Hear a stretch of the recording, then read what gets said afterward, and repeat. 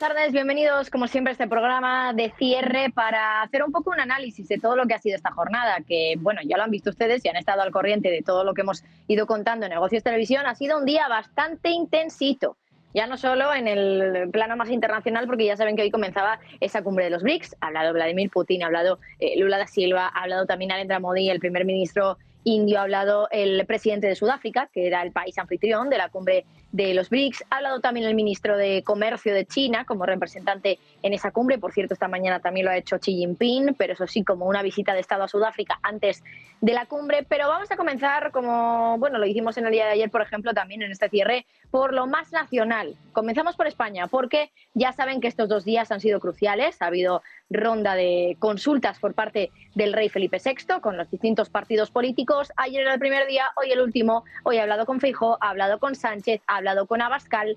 Y por un lado, voy a empezar por el final. Les digo lo que de momento nos ha trasladado Alberto Núñez Feijóo. Lo que nos ha dicho el líder del Partido Popular es que ve con buenos ojos un gobierno con Vox. Dice que agradece, de hecho, que Vox, UPN y también Coalición Canaria le dé su apoyo para formar un gobierno, porque dice que es su partido el ganador de las elecciones y, por tanto, el que debería ser el candidato del rey, de su majestad el rey Felipe VI, como candidato a poder formar gobierno en ese primer intento de investidura. Eso sí, hoy Pedro Sánchez ha hablado sobre esa posibilidad. Parece que dan por hecho, de manera indirecta, que podría ser Feijóo el elegido del rey para poder formar gobierno. Sánchez también da la sensación de que lo da por hecho, pero eso sí, dice que sería una investidura fallida. Parece que lo tiene claro, habla de investidura fallida. Y hoy también ha hablado Santiago Abascal, el líder de Vox, que ha dicho que tiene el apoyo, el PP tiene su apoyo, el apoyo de Vox, eso sí, siempre y cuando no colabore con lo que él califica como el cordón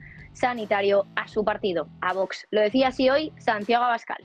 Elecciones generales. He trasladado a Su Majestad el Rey nuestra disposición a apoyar una investidura del señor Feijóo condicionada a que el Partido Popular no colabore de ninguna forma, ni por acción ni por omisión, en el cordón sanitario que se pretende levantar contra Vox.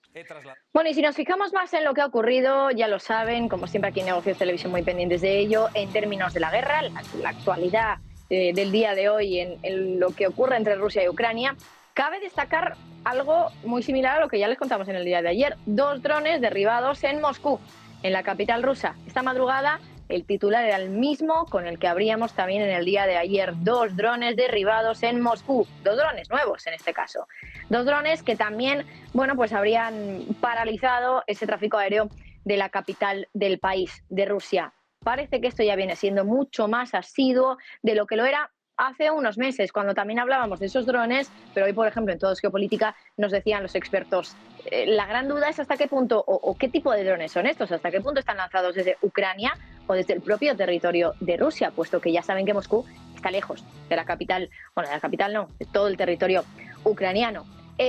Más allá de esto, también vamos a volver un poco a la cumbre de los BRICS, porque allí hoy ha hablado Vladimir Putin, el presidente de Rusia. Una comparecencia relativamente larga, eso sí, en online, virtual, porque ya saben que Vladimir Putin no podía asistir de manera presencial a esa cumbre de los BRICS en Sudáfrica, simplemente porque al ser en suelo sudafricano podía ser arrestado por parte de, bueno, pues por esa orden de arresto de la Corte Penal Internacional. Al pisar suelo sudafricano podía ser arrestado. Bueno, pues no ha ido de manera presencial, pero sí que ha comparecido de manera virtual. ¿Y qué ha hecho básicamente Vladimir Putin? Bueno, pues entre otras cosas,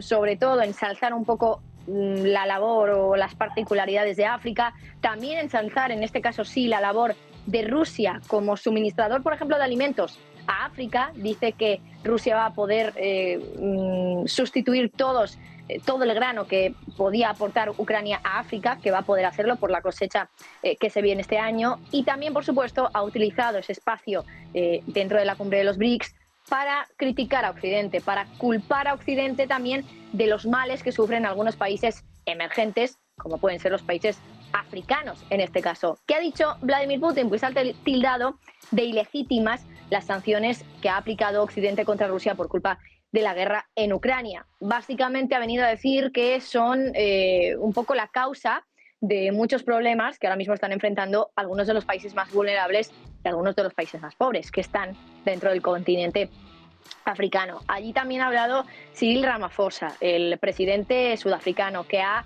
bueno, pues entre otras cosas, ensalzado un poco también el hecho de que haya tantos países que quieran formar parte de los BRICS. De momento ya saben que son 5, pero hay hasta 40 países que quieren entrar.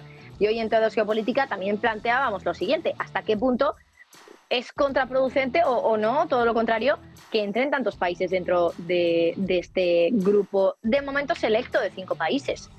Claro, ¿quiénes van a ser los seleccionados? ¿Cuáles van a ser los criterios? De esto no se ha hablado en absoluto en el día de hoy. Ninguno de ellos, el único que ha hecho mención al tema de la expansión de los BRICS ha sido el presidente sudafricano, pero ninguno más ha hablado sobre este tema. Lula da Silva, por su parte, también ha estado allí, el presidente brasileño. Aquí también hemos visto algo más de contundencia, incluso podríamos decir, contra Occidente. Un Lula da Silva que esta mañana en sus redes sociales ha comparecido diciendo básicamente que no quieren que los BRICS sean un desafío para el G7 o para Estados Unidos, a pesar de que ayer China decía que era una manera de rivalizar contra el G7. Brasil esta mañana se ha desvinculado de estas declaraciones, pero luego hemos escuchado a un Lula da Silva hablar incluso de un nuevo colonialismo verde que impone barreras, decía, nuevas barreras, y que también impone medidas discriminatorias. Así hablaba, entendemos que de Occidente, del otro polo del mundo. No lo ha citado directamente, pero entendemos efectivamente que ha sido así. Una contundencia, desde luego, bastante importante de un Lula da Silva que esta mañana parecía un poquito más pacifista. ¿Quién ha sido pacifista? Ha sido sobre todo el ministro de Comercio de China, que ha sido el último en hablar en esa serie de comparecencias hoy dentro de la cumbre de los BRICS. Ha dicho que hay que evitar una escisión del mundo, ha venido a decir que el mundo tiene que cooperar para que no haya problemas, para que no haya divisiones, que eso va a ser un mundo mejor, un mundo más unido. Bueno, mensaje de China que no tiene tampoco mucho que ver con el que veíamos en el día de ayer, con China diciendo literalmente la palabra rival al referirse a cómo los BRICS iban a postularse de cara al G7 tras esta cumbre de los BRICS que se celebra en Sudáfrica. Mañana más, y seguramente mejor, tengamos ya algún detalle más sobre lo que realmente puede ser el resultado de esta cumbre de los BRICS. Insistimos, más de 40 países que quieren formar parte, más de 20 lo han solicitado de manera formal. Vamos a ver quiénes son los primeros en entrar o cuántos entran después de esta cumbre de los BRICS, si es que entra alguno. Se decía por parte de los expertos que teníamos hoy en Todo es Geopolítica que uno de esos primeros países que podrían entrar a formar parte de los BRICS sería Arabia Saudí, que sería también un actor importante en Oriente Medio. Bueno, veremos. Si nos fijamos en otras cosas, otras cuestiones también importantes en el día de hoy, sobre todo Wall Street, que se ha dado la vuelta a mitad de sesión, cotizando con caídas en todos los principales índices. Muchos expertos lo vinculaban con algo que ya se había conocido la noche anterior, ese hachazo por parte de S&P Global, la agencia de calificación crediticia, al sector bancario. S&P Global le había bajado el rating, se lo hizo en el día de ayer, aunque parece que hoy, pues bueno, también eso se ha cotizado, por supuesto, en Wall Street.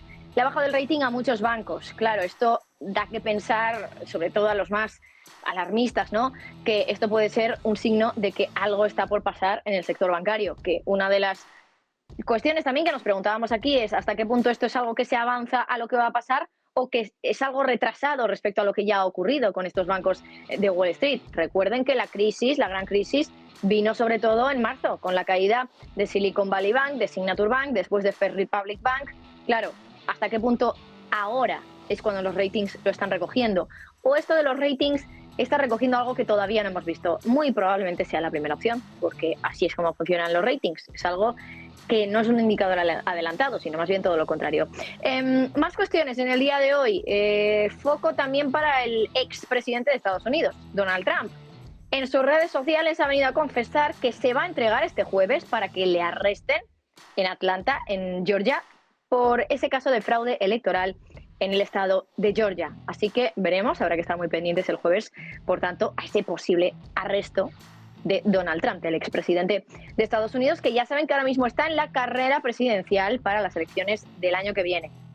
Por cierto, también en otro orden de asuntos, en Japón, importante también lo que va a ocurrir este jueves. Hoy se ha anunciado que efectivamente el jueves Japón va a empezar a verter agua radiactiva de Fukushima, de la central nuclear, al océano. Una medida polémica sobre todo para los bueno, pues integrantes de la industria de la pesca de esa zona. China también ha criticado fuertemente la medida. De momento lo que sabemos es que se va a hacer, es un plan que ya se elaboró, se aprobó y de momento se dice que este jueves 24 de agosto se va a empezar a verter ese agua radiactiva en el océano, agua radiactiva, en este caso de la central de Fukushima. Pendientes también de más cuestiones que tienen que ver en este caso con la guerra en Ucrania, por dar algún detallito más también de lo que ha sido importante en el día de hoy. Zelensky ha hablado con von der Leyen, con la presidenta de la Comisión Europea, para detallar un poquito más cuestiones sobre la adhesión de Ucrania a la Unión Europea. Y, por cierto, también el presidente del Consejo Europeo, Charles Michel, también ha hablado sobre el tema y dice que la adhesión de Ucrania a la Unión Europea sigue siendo una prioridad. Zelensky hoy, por cierto, también ha pedido a la Unión Europea que se retiren esas prohibiciones para algunos países de la Unión Europea de comprar grano ucraniano. Bueno, veremos en qué queda todo esto. Lo que está claro es que Zelensky poco a poco está intentando acercarse más a Europa. Una Europa que, por cierto, ya en el caso de Dinamarca y Países Bajos ha adelantado que ya van a empezar a prepararse para mandar esos F-16, que, por cierto, hoy ha dicho un asesor de Zelensky que van a conseguir estos F-16 desescalar el conflicto, lo contrario que dice Rusia.